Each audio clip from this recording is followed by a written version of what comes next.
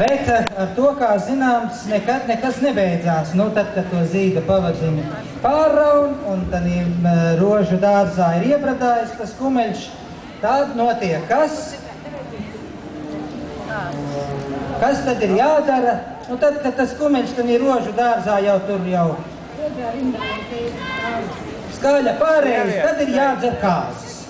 Nu, nevelti tādi svētki kā Rīgas svētki, nu, lielāki svētki ir tikai kāzas, tas ir skaidrs, vai ne?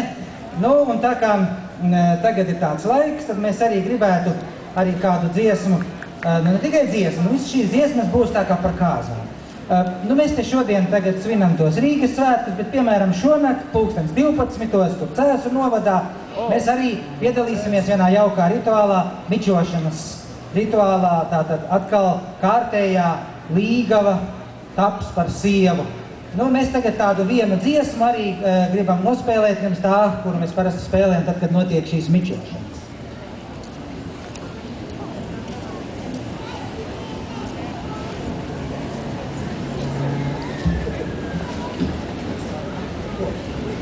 Kur jūs esat? Jā, esmu tepatās netālu, tur, kur Rīgas svētkiem lielais pasākums. Es aizmirsu, kā šo dārzu sauc. Es atceros, kā sauc šo dārzu? Vērmanī, jā, Vērmanī.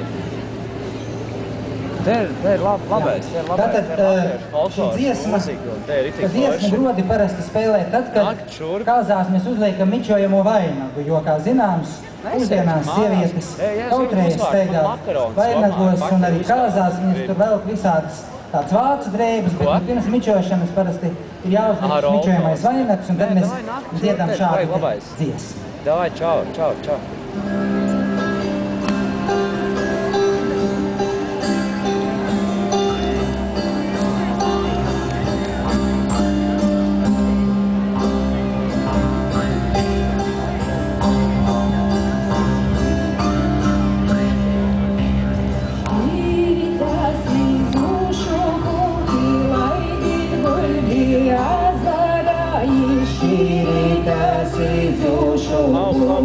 Ja jūs paņemat ločiku līdzi,